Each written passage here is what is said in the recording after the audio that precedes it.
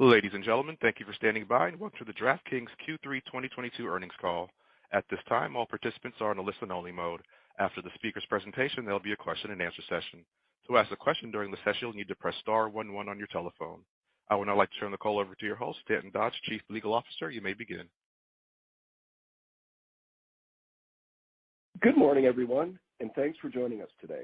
Certain statements we make during this call may constitute forward-looking statements that are subject to risks, uncertainties, and other factors as discussed further in our SEC filings that could cause our actual results to differ materially from our historical results or from our forecasts. We assume no responsibility to update forward-looking statements other than as required by law. During this call, management will also discuss certain non-GAAP financial measures that we believe may be useful in evaluating DraftKings' operating performance. These measures should not be considered in isolation or as a substitute for DraftKings' financial results prepared in accordance with GAAP. Reconciliation of these non-GAAP measures to the most directly comparable GAAP measures are available in our earnings presentation, which can be found on our website and in our quarterly report on Form 10-Q filed with the SEC. Hosting the call today, we have Jason Robins, co-founder, chief executive officer, and chairman of DraftKings, who will share some opening remarks and an update on our business, and Jason Park, chief financial officer of DraftKings, who will provide a review of our financials. We will then open the line to questions. I will now turn the call over to Jason Robins. Good morning, everyone. I hope you've all enjoyed the first 2 months of NFL and college football as much as I have, and are excited about all of the other sporting events going on, including the MLB playoffs and the first few weeks of the season for the NBA and NHL. We're also getting ready for the start of college basketball and the World Cup later this month. As you know, the fall is always a very exciting time of the year for DraftKings, with a packed sports calendar featuring the 4 major North American sports active at the same time, as well as many other exciting events. I want to discuss a few topics today, starting off with our very strong third quarter. In short, our product and technology, trading, customer service, and marketing teams all executed extremely well, which resulted in the best multi-state NFL kickoff in our history based on our September handle and gross revenue share. We are very well prepared, and I am very proud of the team for executing so effectively. Customers have enjoyed the new features that we rolled out around the start of NFL season, such as quick parlays, quick same-game parlays, and the ability to combine multiple same-game parlays. Our parlay handle mix increased 500 basis points year over year in Q3, and our parlay bet mix increased 1,500 basis points. And our innovative early payout capability, otherwise known as 7-Up or 10-Up, engaged both new and existing customers.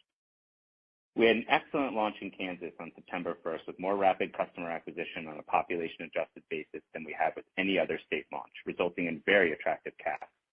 For the month of September, we led the state in handle share with more than twice that of the second largest operator.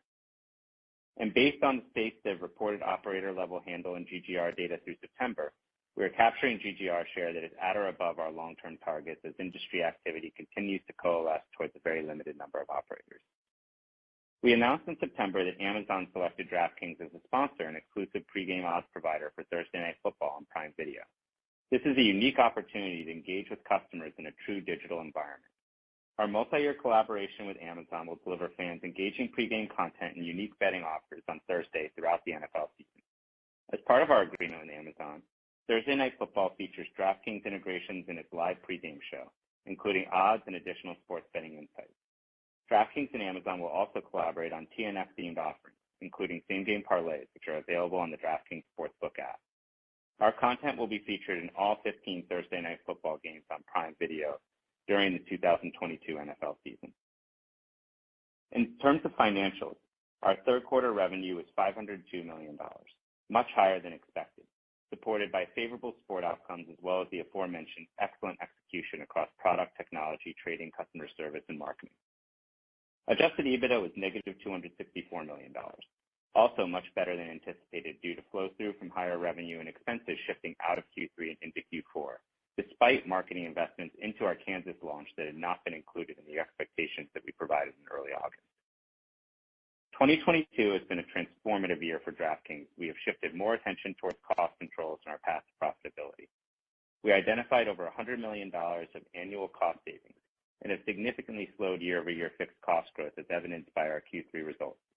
What I am most proud of, though, is that we've been able to do all of this while continuing to focus heavily on top-line growth, winning competitively, and most importantly, on retaining and growing engagement with our customers. We are also seeing a benefit to our marketing efficiency from shifting towards national advertising and away from local spending, considering we're now live with mobile sports betting in 18 states that collectively represent 37% of the U.S. population. In the third quarter, we acquired more new customers at a 10% lower average CAC relative to the third quarter of 2021. And looking ahead, we'd expect CAC to decline as our state footprint continues to expand. The progress we have made over the past year on our product, customer service, and internal operations has been tremendous, and our Q3 results demonstrate all of these points, with both revenue and adjusted EBITDA significantly exceeding our expectations. It is evident that the hard work of our team this year is paying off, and we believe we are striking a great balance between maintaining an aggressive and customer-focused growth plan while simultaneously working to manage expenses. This combination of revenue growth and expense management creates a clear path to profitability that is consistent with the long-term gross margins and adjusted EBITDA margins that we have consistently articulated. Now I'd like to move on to our financial outlook. For 2022, we are excited to be raising the midpoint of our revenue guidance by $45 million. We are also increasing the midpoint of our 2022 adjusted EBITDA guidance by $10 million. Our guidance now includes our launch in Kansas as well as our expected launch in Maryland in Q4 and pre-launch marketing investment for Ohio that we expect to launch on January 1st, 2023, with both Maryland and Ohio pending licensure and regulatory approval. These three states were not included in our prior adjusted EBITDA guidance. Therefore, we are improving our guidance despite the addition of these additional marketing investments. We are also excited to share our initial 2023 outlook today, which reflects our core principles of maintaining strong growth in customer engagement while also continuing on our path to profitability as well as having a cost structure that supports our long-term margin goals. For 2023, we are introducing revenue guidance of $2.8 to $3 billion and adjusted EBITDA guidance of negative $575 million to $475 million. Unlike our prior guidance, our outlook now reflects our existing state footprint, including Kansas, as well as expected launches subject to licensure regulatory approvals in Maryland, Ohio, and Massachusetts, as well as Puerto Rico. As we've stated previously, we expect that the fourth quarter of 2023, only 1 year away from now, will be our first quarter with positive adjusted EBITDA. Additionally, as previously stated, we are well positioned from a balance sheet standpoint to reach profitability under most reasonable legalization scenarios without needing to raise any additional capital. We expect to end 2022 with a cash balance that is roughly double the high end of our guidance for our adjusted EBITDA loss in 2023. And while it's too early to guide full year 2024, our current multi-year plan suggests that we'll be approximately break even on a full year adjusted EBITDA basis in 2024, assuming legalization and launch trends remain consistent with prior years. Looking ahead, the outlook for state launches continues to be positive. We anticipate launching OSB in Maryland in the fourth quarter of 2022, and Ohio, Massachusetts, and Puerto Rico in 2023, which would bring our penetration of the U.S. population to 45%. Californians will vote on whether to legalize OSB on November 8th. We are still deploying grassroots efforts, but the most recent polling suggests a likely unfavorable outcome for our coalition. So DraftKings has discontinued additional cash investment in the campaign. Please note that DraftKings' 2022 cash investment in California was approximately $17 million. And lastly, while it's still too early to know which states may pass OSB and iGaming legislation in 2023, we expect that several states will actively consider legislation. So there's a lot to be excited about on the regulatory front. We remain confident in our long-term outlook that states comprising 65% of the U.S. population will ultimately permit legalized OSB, and states comprising 30% of the U.S. population will ultimately permit legalized iGaming. Now I'd like to spend a few more minutes providing additional detail on our recent product enhancements. We have continued to expand the content and functionality of our sportsbook product, which drives efficient customer acquisition as well as long-term engagement and retention. The wagering content we launched for the 2022 NFL season included head-to-head matchups, several new multiplayer props, and flash player markets, and full-time and anytime squares. Head-to-head matchups include spreads, money lines, and totals on all our player prop subcategories to improve the depth of our derivative player offering. Multiplayer props include game and highest total from a list of options to increase the variety of player prop bet types. Player flash props include player-specific next drive and next play markets to increase the depth of our player performance offering.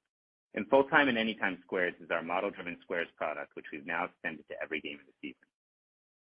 DraftKings also added new functionality such as early payout for moneyline wagers, quick parlay, and quick same-game parlay, as well as the ability for users to combine multiple same-game parlays. Early payout is a newly introduced mechanic to settle moneyline bets once a team reaches a certain point lead. Quick parlay is a new interface for customers to build larger parlays with more cross-sport play as well. Quick SGP features dozens of prepackaged same-game parlay bets per game for all same-game parlay sports. And SGPX allows customers to parlay same-game parlays with other same-game parlays and singles from different games, which increases the size and average leg count of parlays. It has been an exciting 12 months of product and technology innovation enabled by our vertical integration with much more to come. For iGaming, we recently introduced player-contributed jackpots in response to customer demand and are the only operator in the U.S. with this in-house capability. Players can opt in for an additional modest wager for a chance to win potentially hundreds of thousands of dollars. We believe this product functionality will increase customer engagement and demonstrates our continued differentiation from competition. And now I will turn the call over to DraftKings CFO Jason Park, who will discuss our third quarter results and refreshed outlook. Thanks, Jason, and hello, everyone. I'll start off by providing more granularity pertaining to Q3, and then I'll shift to the outlook for Q4 and 2023.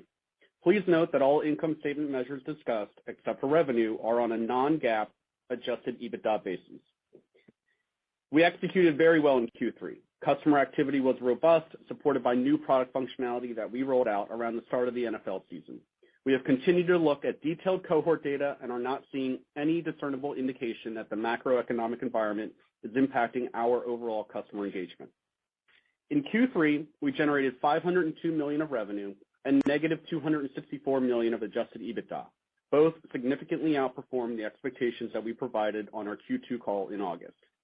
Our B2C segment revenue increased 161% versus Q3 of 2021, as compared to Q2 2022's year-over-year growth rate of 68%.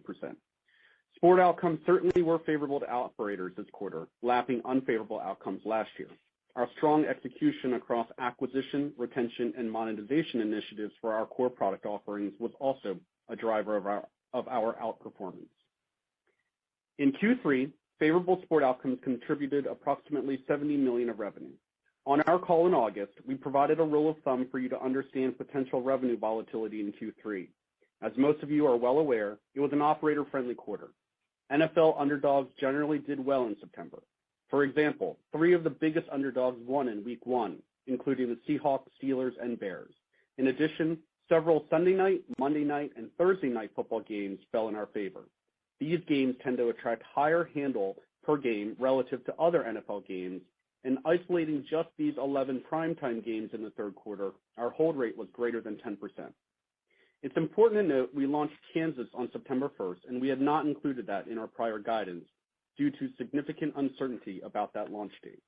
Kansas generated negative $8 million of net revenue in the quarter, consistent with our standard new state launch playbook. Kansas is off to a fantastic start. Net revenue growth also benefited from a less promotional environment than in Q3 of 2021. For the industry as a whole, we saw more rational behavior, which we expect to persist. And within the DraftKings business, we deployed more surgical promotions based on player-specific gross profit profiles and, as we have consistently reiterated, are reinvesting less as cohorts mature. We had 1.6 million monthly unique payers in Q3, which is 22% higher than the prior year period. It's important to remember that Q3 2021 included the conclusion of the NBA playoffs, while the NBA playoffs were completed before Q3 in 2022. Notably, in September alone, MUPs increased 27% year over year to 2.7 million, which is typically our seasonally strongest month of the year for MUPs due to the kickoff of the NFL season. Average revenue per monthly unique payer, or ARPMUP, more than doubled on a year-over-year basis to $100 with solid gross margin flow-through. This balance of player growth and revenue per player growth is very healthy as promotional intensity naturally declines as states mature. Adjusted EBITDA in Q3 was negative $264 million, which is $50 million better than the negative $314 million of adjusted EBITDA in the prior year period, and significantly outperformed the expectations for Q3 that we provided on our August call, primarily due to the higher than anticipated revenue. Our Q3 performance was especially impressive given that it included investment in our Kansas launch, which was not included in our previous guidance. Additionally, certain expenses, principally within our marketing and G&A line items, shifted out of Q3 and into Q4.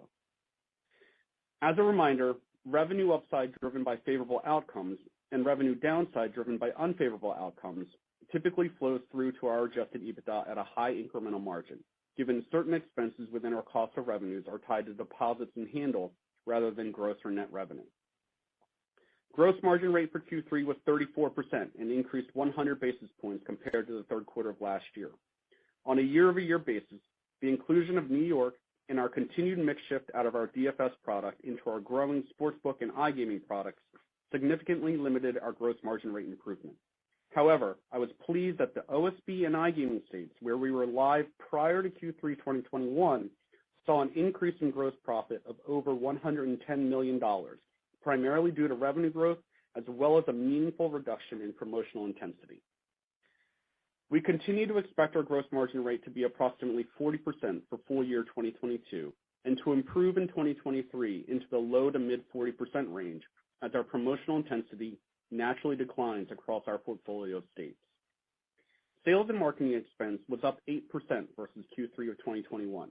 For our states that have been live for more than a year, external marketing spend was down 20% on a year-over-year basis, and we generated significant contribution profit from these states in Q3 2022 compared to a deep loss in Q3 2021, which was largely driven by unfavorable outcomes. We continue to be pleased with our LTV to CAC ratios and continue to be on track for 3-year gross profit paybacks. As we mentioned on our Q2 call, our fixed expense growth began to moderate meaningfully in the third quarter, with product and technology and general and administrative expenses up 37% and 28% respectively compared to the prior year period. The growth in P&T expenses is primarily the result of the additional engineering and product management resources we've added over the past year to help build the best product in the industry and to continuously strengthen our data science capabilities. For G&A expense, the growth is largely a reflection of the increased investment in our customer experience capabilities, which we expect will continue to grow as we add new customers, but at a slower pace than previous quarters as we reach scale and lap the significant investments we made late in the second half of 2021 and early in 2022. Moving into guidance. Please note that unlike the guidance that we have provided in the past, we are now guiding 2022 and 2023 inclusive of states that have legalized and in which it is reasonably foreseeable that we will launch during the guided periods. Specifically, our 2022 guidance now includes Kansas, which launched in September, as well as Maryland, which we expect to launch in the fourth quarter, and pre-launch marketing spend related to Ohio, which we expect to launch on January 1st, 2023, both pending licensure and regulatory approvals. Looking at 2022, we are pleased to be raising our full-year revenue outlook to a range of $2.16 to $2.19 billion from a range of $2.08 to $2.18 billion, which increases the midpoint of our guidance to $2.175 billion from $2.13 billion. The midpoint of our increased revenue guidance implies 68% growth compared to the full year 2021. We are increasing our revenue guidance due to the strength we saw in our online gaming verticals in Q3. For newly included states, we expect Maryland to contribute negative revenue as we invest in the state in the early weeks following its launch. In Q4, we expect to generate about $790 million in revenue based on the midpoint of our 2022 revenue guidance, which represents substantial year-over-year growth and planned reinvestment in customers who had significant unlucky outcomes early in the football season. Our Q4 expectations also reflect continued softness in the broader NFT market, which has impacted our new Rainmakers vertical. Looking at MUPs and ARPMUP, we expect ARPMUP growth to be higher than MUP growth for the full year. Moving on to our adjusted EBITDA guidance, we are improving the midpoint of our full year 2022 guidance by $10 million to negative $790 million, despite now including Kansas, which launched in September, as well as investments in expected state launches for Maryland and Ohio. The significant improvement in our 2022 adjusted EBITDA guidance on a comparable basis was primarily driven by higher revenue combined with cost discipline, particularly in the marketing and G&A expense lines. I'm proud that we expect to land materially better than where we thought at the beginning of the year, despite launching in new states.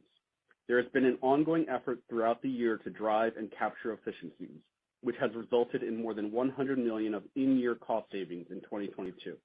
We will continue to focus diligently on this area of the business for the remainder of this year and beyond. Finally, I want to reiterate that we continue to expect at least 10 states to be contribution profit positive for full year 2022.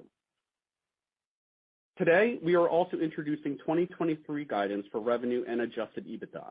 We expect revenue for full year 2023 to be between $2.8 and $3.0 billion, and adjusted EBITDA for full year 2023 to be negative $575 to negative $475 million. For our full year 2023 guidance, we are assuming that Maryland launches in Q4 2022, Ohio and Massachusetts launch in Q1 2023, and Puerto Rico launches in Q3 2023. We expect launches in new jurisdictions on a combined basis to generate less than 5% of full year 2023 revenue and to account for approximately 25% of our full year 2023 negative adjusted EBITDA. In 2023, we expect gross margin to improve slightly relative to 2022 as we reduce promotional intensity in more mature states, partially offset by new state launches and continued mix shift out of DFS. Our population weighted average state age will be 2.6 years exiting 2023 versus 1.8 years exiting 2022. And as that number appreciates, the gross margin rate is expected to improve dramatically. We expect fixed cost growth to slow meaningfully, while variable marketing will largely depend upon how many new users we acquire. Last, I'll touch on our liquidity position. With close to $1.4 billion in cash as of September 30th, and our guided adjusted EBITDA range for the fourth quarter, combined with expected other usages, we are poised to exit the year with between $1.1 billion and $1.2 billion of cash. Based on our 2023 adjusted EBITDA guidance and other expected cash usages next year, we expect to end 2023 with more than $500 million in cash on the balance sheet. It's important to note that a significant amount of our 2022 cash outflows, such as $97 million in net cash paid for GNOT, are not expected to recur in 2023. Looking out to 2024, we would expect adjusted EBITDA to be roughly break even on a full year basis under most reasonable legalization and launch scenarios. So, in summary, we believe we are well capitalized to become free cash flow positive with existing resources, and the business is on a clear path to achieve our long-term gross margin and EBITDA margin targets. That concludes our remarks, and we will now open the line for questions. Ladies and gentlemen, if you have a question or a comment at this time, please press star 11 on your touchtone telephone. We'll pause for a moment while we compile our Q&A roster.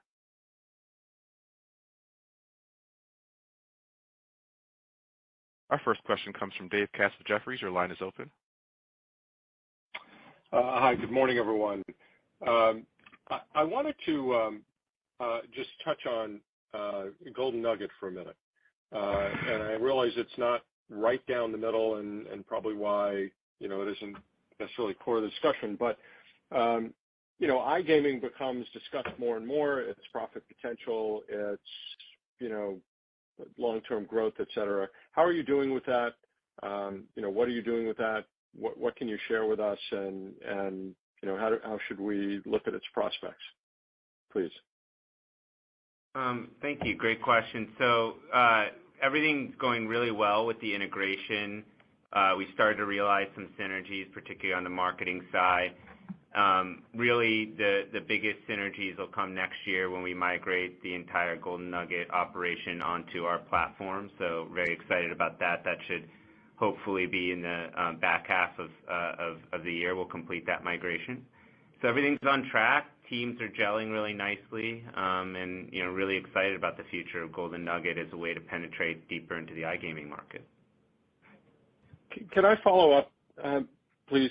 On that, is it in and of itself, and are we able to tell? Is it profitable today? Is it offsetting some of the investments that you're making on the OSB side? And is it large enough to do that? We haven't broken out Golden Nugget separately, but I believe we said that we expect any impact to the bottom line to be de minimis. Understood. For 2022. Yeah, understood. Thank you. One moment for our next question.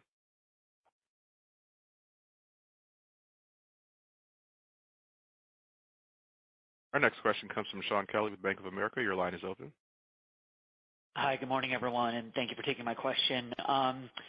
Jason, just wanted to ask a little bit more about kind of hold versus product mix. Obviously, Jason Robbins, you outlined a bunch of new product initiatives and your parlay mix being materially higher in the quarter.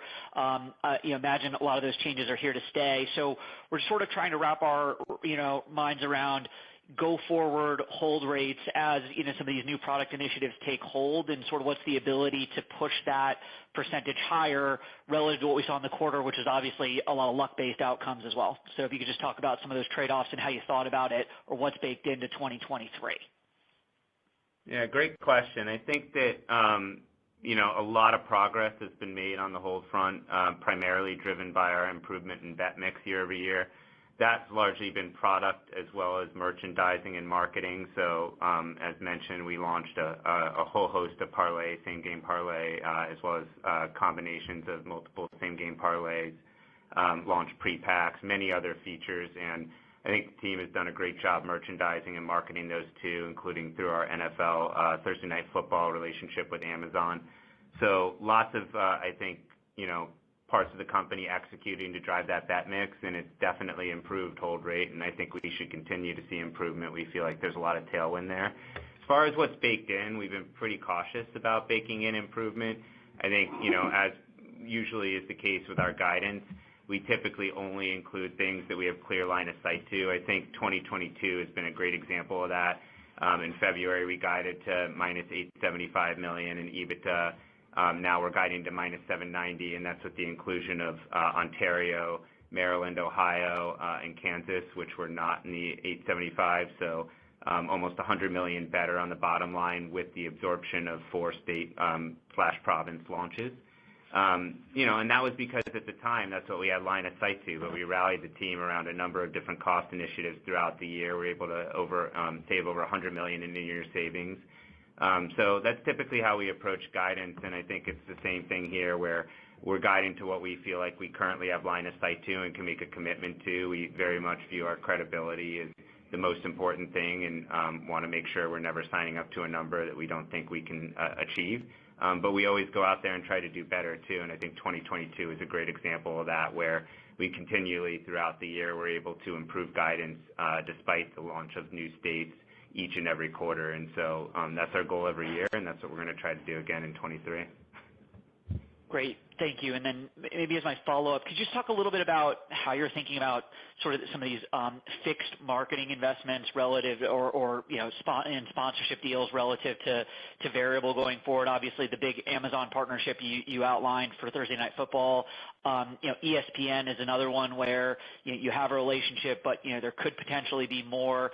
So just maybe strategically, how are you thinking about investing in these types of deals where maybe there's more committed spend relative to things that could be more variable and more directly tied to top line outcomes? The majority of our marketing spend is not committed. It's completely controllable. We're pretty selective with deals, but we feel really good about the Amazon deal. I think it's one of the better deals that we've had in recent years, and very excited about the results we've seen through the first several weeks of Thursday Night Football with that one. But no, most of our marketing spend is not committed. We like to keep flexibility so that we can optimize in and out of things. Thank you very much. One moment for our next question.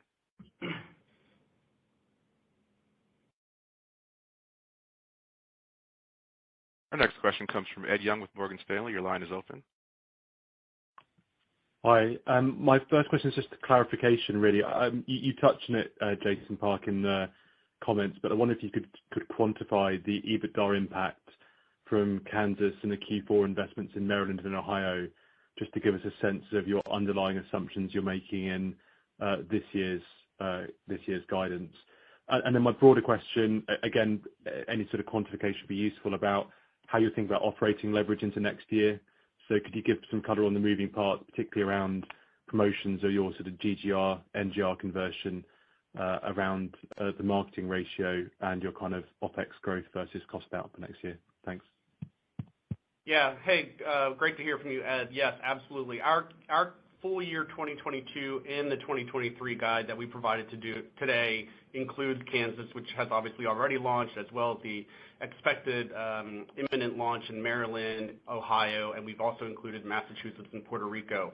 In terms of Q4, what you're seeing there is a little bit of flow through from the slightly lower revenue outlook in Q4, and that slightly lower revenue outlook is due to the planned reinvestment in a very surgical way for players who had unlucky hold in Q3, as well as some headwinds from the Rainmakers NFT product. So that's impacting the Q4 EBITDA. But the major change in the Q4 EBITDA is the inclusion of Maryland and Ohio, which we are now including in the Q4 EBITDA guide. And then in terms of 2023, again, we are including Massachusetts, Maryland, Ohio, Puerto Rico, and as I mentioned on the call, about 5% of the revenue guide comes from those new states, and 25% of the EBITDA loss comes from those new states. So if you think about the implied flow-through with and without new states, I think you're well north of a 60% implied flow-through on the incremental revenue in 2023 on a no new state basis. Yeah, I think that's an important takeaway. One of the things I think that is very different this year and this quarter, I should say, is that we guided with new states in. We've never done that before. We realize that's a shift, and it's a response to investors saying, listen, if you have line of sight with relative certainty to state launch dates, and we do, in that we've received our license in Maryland. It's not a certainty, but it's a pretty narrow window. We expect to launch there. Same pending, of course, additional approvals that we require. Same thing in Ohio, pending approvals. They've set Jan 1st as a launch date. In Massachusetts, the Gaming Commission voted to launch in March. So felt like those were sufficiently close enough around the quarter and had sufficient certainty around at least a narrow range of timing. Obviously, if something changes, we'll come back and update, but that is a change, and I think may have muddied the waters a little bit on some of the comparisons that did not include those states. And as Jason Park noted, if you take out those states, we're guiding to under $400 million loss in 2023. So I think that, or at least some of the analyst numbers out there, that might be a more apples to apples comparison versus the guide we just provided, which was for the first time including several new states. And then, Ed, on your question just broadly on costs going into 2023, I think the right way to think about it as you look at the 2023 guide, the commentary on gross margin rate, if you look at the implied total operating expense growth, I think you're looking at single-digit growth rate going into 2023. We've talked about on the last few quarters a meaningfully slower fixed cost growth next year. So on a total OpEx, you're looking at single digits, and we're not breaking out how much of that is variable marketing versus fixed marketing, but certainly a meaningful slowdown in cost. And I've also mentioned that we're continuing to look for more and more opportunities on that front. Thank you, and I appreciate all the detail there, and I think the 5-25 split for the new launches next year is particularly useful to give us the like-for-like comparison. But just on the Q4, are you able to, or are you not able to give us a quantification of the investment for Maryland and Ohio, the cost shift, Rainmaker, to give us just an idea? You've obviously beaten quite decently in Q3, and not much has been passed on to the full year guide in terms of EBITDA. So just trying to think about what the underlying dynamic looks like there. I mean, what I do is I think you can flow through the revenue decline, and that the revenue, sort of the slightly lower revenue outlook in Q4 to the Q4 EBITDA, and you can basically say the rest is due to the new states. Perfect. Thank you. One moment for our next question.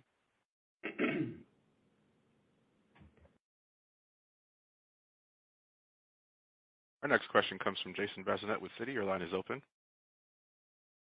I just had a quick question on, I think, are pretty significant share gains that you've had across a number of states. And I was just wondering if you can confirm that that's true, and then B, is that sort of tethered to the lower promotional activity that's going on, or would you pin that on some of the enhancements that you've made? Thank you. Yeah, we did see a nice share increase to start NFL. We typically do very well in NFL relative to other sports, so there's a little bit of seasonality in there. But if I had to point to it, I would say the two things you touched on are the biggest drivers, the product enhancements, which have been substantial. We shipped a lot of stuff right before NFL, and I think that created some real interesting points of differentiation, as well as closed all material competitive gaps.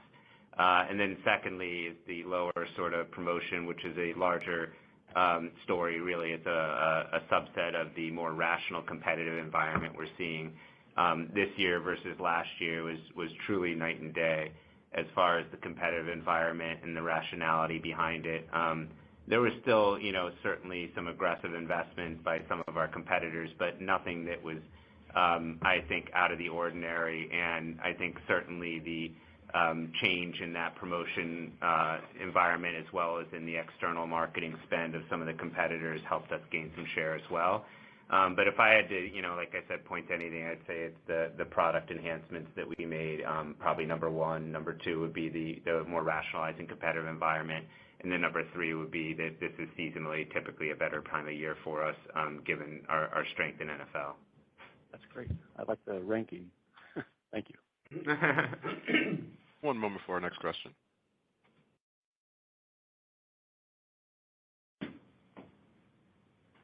Our next question comes from Jed Kelly with Oppenheimer. Your line is open. Hey, great. Thanks for taking my question. Just circling back on MUPs. Given your I guess the higher holds, did you see elevated churn in September and October? And I think Jason, you mentioned MUPs grew 27% September. Can you give us the October growth rate? And then just a follow-up question, just on Amazon, Jason, you mentioned strong customer engagement. Can you sort of speak to some of the metrics you're seeing around engagement with the Amazon Thursday Night Football deal? Thank you. Sure. I'll start on the second one. So really there's two things that have been, I think, the primary kind of, benefits of that relationship. One are just the new customers that we've acquired, and two is by really pushing same game parlay on Thursday Night Football, which is a perfect setup for it. It's the one game on, so it's a great time to do that. We've seen real material movement in bet mix, so those have been two real positive stories from that partnership. And as far as MUPs, I think the key thing with MUPs has been that last year, if you're looking at this is why we broke out September, because, it is a little bit neater of a cleaner of a comparison. But if you look at, 2021, July had, I think it was a few games of NBA. So, that drove up that July MUPs number quite substantially, whereas this year NBA ended in Q2, so we didn't get any Q3 NBA. July, obviously, given the way the MUPs calculation is doing, is done as 1/3 of the calculation. So that definitely was I think the biggest kind of story in why the Q3 MUPs growth was less than the September MUPs growth. And then, on the flip side of that, the really significant growth in ART MUP, part of that was the same thing, because the denominator for last year included only, some players that only participated in a handful of days in July because they were primarily NBA players and didn't come back until September for NFL.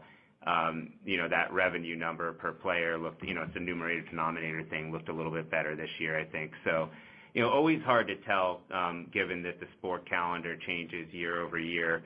So, it's a bit of a complex thing. It's always hard to kind of tell, which is why we don't guide to MUPs and ART MUP.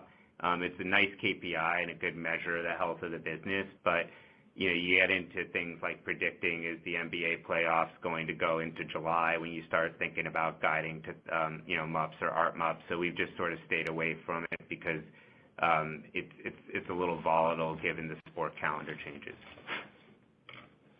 Got it. But churn has sort of been in line with what we thought it would be, given the above average holds. Yeah, I mean, I think that when we look at churn, we look at it on a player-by-player basis. So there have certainly been some optimizations we've made year over year to pare back bonus hunters and other sorts of things that I think is good churn. But as far as the underlying health of the cohorts, we're seeing the same thing that we've seen in previous quarters and continue to see no real impact from anything micro like higher hold, nor in terms of churn. Nor are we seeing any impact from the macroeconomic environment either. So we continue to keep an eye on that. That's something we monitor very closely, but the cohorts, from all respects, look very healthy to us. Thank you. One moment for our next question.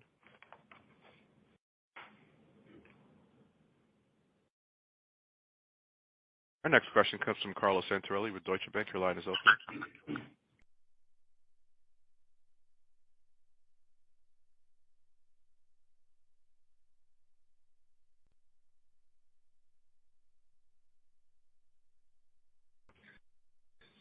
Hey guys, thank you.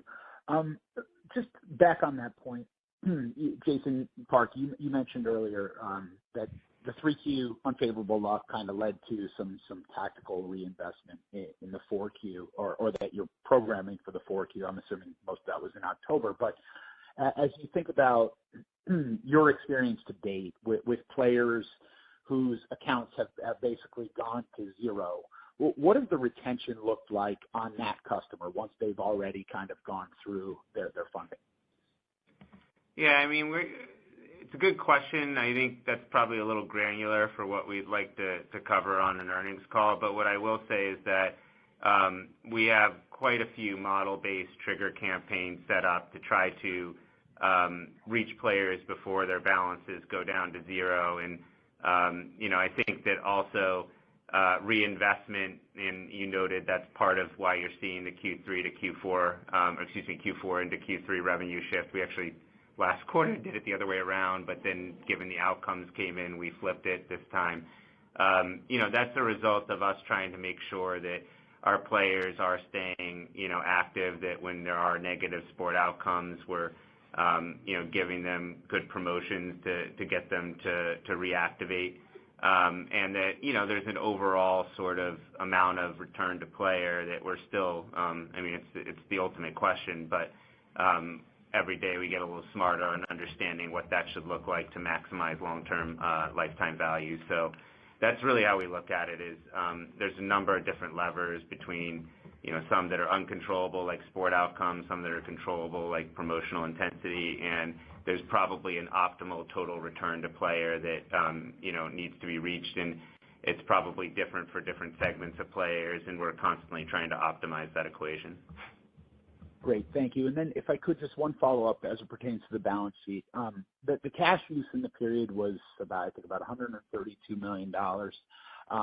You guys spent, I think, somewhere in kind of software costs, et cetera, $22 million or so in the period, and had the $264 million EBITDA loss. So that $150 million gap, it looks like source of cash. Could you kind of bridge that for me? Is there something that I'm missing in there?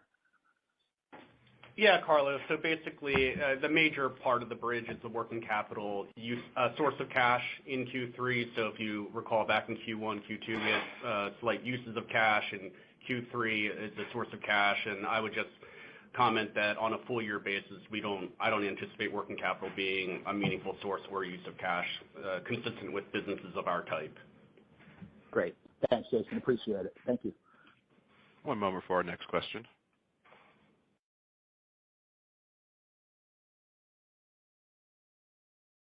Our next question comes from Michael Graham with Canaccord Genuity. Your line is open. Hey, thanks. The first question is just, you mentioned the national advertising mix, and I just wonder if you could, give us an update on where you are in the arc of, transforming that mix, and, what do you expect kind of the terminal mix between national and local to be? And then I just wanted to ask Jason about, how you're thinking about the probability, I guess, that the U.S. economy will go into a recession next year. How would you expect that to impact your business, and how is it affecting your planning? Yeah, good question. So on the first one, We've over the last few years said that as we get to north of around 35% of the population having legal online sports betting, that would be a turning point where national advertising would start to become, in many cases, more efficient than local advertising. We're just crossing that threshold now. We are in states that represent about 37% of the population. So just starting to see some, small impacts and favorability from that. As I think we noted on the call, we had CACs that were 10% better than we expected, and we actually beat our total forecast for new customers acquired. So we were able to get scale and efficiency, and I think part of that is starting to get a little bit of benefit from this national advertising shift. That should only continue to increase. We have states right now that represent 8% of the population that are in the next 5 months or so projected to launch, the ones that we mentioned, Maryland, Ohio, and Massachusetts, pending licensure and regulatory approvals, of course. That'll really start to, add additional tailwind, and then, it really just continues to go from there because as each new state comes on, you're reaching customers that already are seeing those national ads. You don't have to advertise locally as much anymore. So really, I think a big tailwind behind our back now, and you're starting to see that in some of the Q3 results. And then I'm sorry, what was the second question? Just how you're thinking about a recession, a possible recession. Yeah. So we've definitely looked at different scenarios where, if there were some kind of recession and if it were impactful to consumer behavior of our segment of customers, that, what could that look like? What would that mean for revenue next year? What would that mean for, how we have to manage costs? So we're well prepared for that. And right now we're not seeing any sign of that. So, we're managing to the environment that we are seeing, but we're prepared to shift pretty quickly if we do start to see anything that concerns us. And, fortunately right now we're not seeing that, but always good to be prepared. Thank you.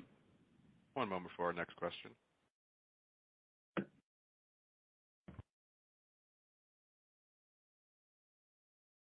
Our next question comes from Bernie McTernan with Needham. Your line is open. Great. Thank you for taking the questions. Since you last struck a partnership deal with ESPN, even though it's just a short time ago, the landscape of U.S. sports betting has changed a lot. So thinking about key priorities with any media partnership now, as we sit here versus a couple of years ago, are there any major changes that you would look for now that maybe weren't a key priority a couple of years ago? I think with anything we're doing, we're looking at it the same way, which is what is the impact of any partnership we might establish on our financials over the course of the partnership, and if relevant beyond, and does that check out against what we view as the expense of the partnership? So really that's how we evaluate everything. If you look at it kind of down to some of the more specific KPIs, as noted in the past, we look at gross profit paybacks of 3 years or less for new customers, and I think that's something that always, comes into play because many partnerships with media companies are mostly about customer acquisition.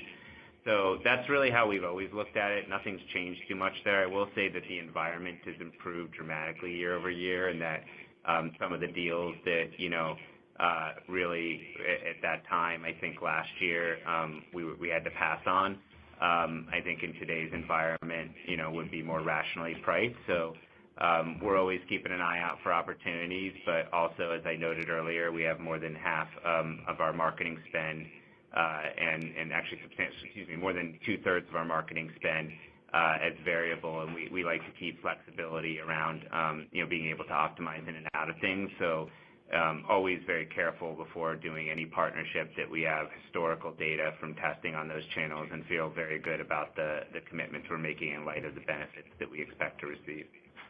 Great. That's really helpful. And then as a follow-up, you spoke about the same profitability framework for 4Q23, irrespective of California passing. Now that it doesn't seem like California is going to pass and you're not going to have those customer acquisition costs in the quarter, are those going to be redeployed into anywhere else that, maybe now you have the luxury of spending on that there's a chance you wouldn't have prior?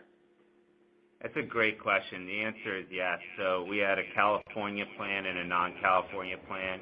Obviously, anything can happen if we all wake up on Tuesday or Wednesday, I guess, and find out it passed, and we'll pivot back to the California plan. But it wasn't the same plan. It wasn't as simple as saying we tack on California to what we just guided to now. There are definitely trade-offs that would have needed to be made and that we were prepared to make if California were to launch. So great question, and I think really what we've continuously said is that we are absolutely committed to controlling our own destiny, that we have a clear path to profitability with cushion on the cash balance that we have today, and that was irrespective of whether California launched or not. And so, we had two different plans, one with and one without California. Right now we're planning on executing the without, since that looks like where it's going, but we're ready to pivot on a dime if we get a pleasant surprise, although that's certainly not what I'm expecting next week. Okay, thanks, Jason. One moment for our next question.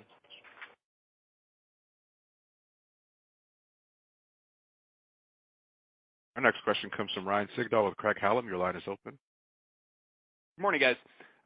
Two questions for us. So the first one, curious that parlay is a big focus, obviously, for everybody and you guys, but what about in-game betting? How's that trended as % of sales the last few quarters, and then expectations going forward?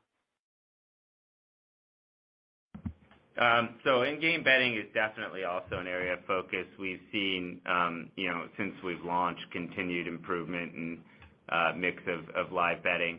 I think one of the really interesting things about the early win promo that we ran this year is that part of the design behind it was you're paying out in game, and can we use that to then merchandise and drive more live betting? And we've seen really good I think impact from when we've had those early payouts on driving up live betting. So definitely continues to be a focus. I know we've talked about parlay a lot, but that's just because we felt like that was where the biggest gap was competitively on the bet mix side, and why we were holding below, at least FanDuel. So I think that's really why we've talked a lot about that, but it doesn't mean internally that live betting hasn't been a big focus, and it continues to be. It's a great way of keeping the customer engaged throughout the game. And then just as I think about DraftKings relative to FanDuel, it seems like you guys are a bit more aggressive, relatively speaking, on, you mentioned early win and some of those other creative promotions and reinvestment in some temporary or short-term unlucky players, et cetera, outcomes, but a little bit less on the national advertising. How do you think about balancing new player bonuses versus existing player retention loyalty versus national and kind of brand building marketing? Thanks. Yeah, it's a very important question. It's one of those, along with the kind of return to player question that I mentioned earlier, that's really important for us to continue to optimize what's the right balance of, if you think of all of it as sort of this broad category of marketing, what's the right balance of advertising spend versus promotional spend. And I think we're still along our journey of figuring that out, but definitely get smarter every day. And I think this year we were able to improve how we've optimized against both, such that the overall rate of promotion was lower for us this year. Our advertising spend, on a per customer basis, our CAC, I should say, has improved. We mentioned 10% better than expected in Q3 this year. And we've been able to do all that while still hitting or exceeding our new customer targets. So feel like we've made great progress there, but there's still a lot of work to be done to figure out the right balance of where those investments are made. Thank you. One moment for our next question.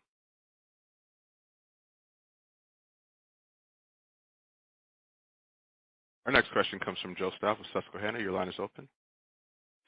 Thanks. Good morning. First question, I just wanted maybe to follow up on kind of users. I think you said for the full year, Jason Park, that the relationship between MUPs and monetization will be more monetization. But I was wondering, to what degree? I mean, obviously in the third quarter, you had 22%, MUP growth and significant monetization. Just wondering if you can, say, tighten up, sort of expectations in terms of that relationship in the fourth quarter, and really how you think about it based on your 2023 guide. Yeah, so great question. I think some of it is controllable, most of it's not. So a big reason why You saw, substantially more ARPMUP than MUP growth in this quarter, or in Q3, I should say, was that you had NBA bleed into July last year, and this year you didn't. So that obviously drove the denominator up last year, drove it down this year, but then in turn also increased the ARPMUP. So, I think some of that is sort of just sport calendar dependent. For us, we're trying to maximize total long-term player LTV, regardless of what form that comes in. So we don't really look at it as one is better than the other. It's more, how do we maximize the LTV that we're generating from the players that we acquire. So that's really what guides us. And, I think in the short term, we look at maximizing revenue, but also, making sure that we're not doing that at the expense of future revenue either. So really, we look at it more holistically, and I think those KPIs are more just a measure for us to understand underlying what's going on in the business. Makes sense. And then as a follow-up, I was wondering, what your expectations were for World Cup, relative to your 4Q guide. Yeah, World Cup will be interesting. We haven't really talked too much about it. We're not breaking it out separately as we don't with any other sports. So it'll be interesting to see what kind of engagement we get, and I think that's probably one of the examples of something that if it significantly outperforms our expectations could be a positive catalyst for the quarter. But we don't have a ton of data on World Cup, so it's really tough to say what to expect from it. And certainly, Joe, not a lot of data of World Cup in Q4. Yeah, exactly. Yeah. Makes a big difference. And could I just squeeze a last one in, just in terms of your DFS? How did DFS, I guess, perform in third quarter? Is it, kind of still like low single-digit type of grower? Yeah, that's about right. DFS continues to be a slow grower for us, but one that's very important because in addition to providing revenue that flows through at a very high margin, it also is really a huge source of new customers for us every time we enter a new state for OSB or iGaming. Thanks, guys. One moment for our next question.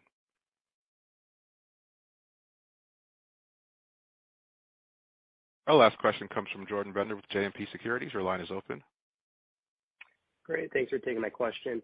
On the iGaming side, can you talk about the pace of new content coming onto your platform and then maybe any improvements you've made on that end? Yeah, the biggest thing that we just launched, and this was a big one that was a lot of work in the making, very proud of the product team, was our jackpot functionality. It's totally unique to the market. No one else, no other operators have it.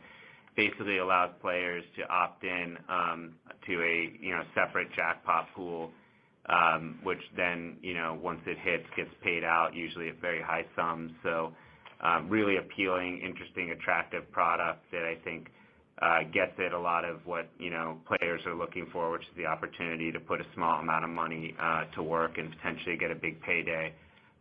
So very excited about that. That's the most significant thing we've launched. Throughout the year, though, we've been launching tons of new content, lots of games, some of which are homegrown and unique, some of which are through third-party integrations, but always looking to build out the content and make sure that we have both the best and most popular titles out there, but also unique and differentiated offerings like our Rocket game or like this jackpot functionality that we just recently launched. Great. Thanks, Jason. Thank you. All right, now I'd like to turn the call back over to Jason Robins, CEO, for any closing remarks. Thank you for all joining us today on the call. We had an excellent third quarter, really excited about performance there, and we feel we're really well positioned for a very strong finish to 2022 and really well set up for 2023 going into 2024, which we expect to be, roughly break even, potentially our first full profitable year. And then, of course, Q4 of 2023, which we expect to be our first quarter of positive adjusted EBITDA. So very excited about the future. Only 1 year away, we think, from our first positive adjusted EBITDA quarter.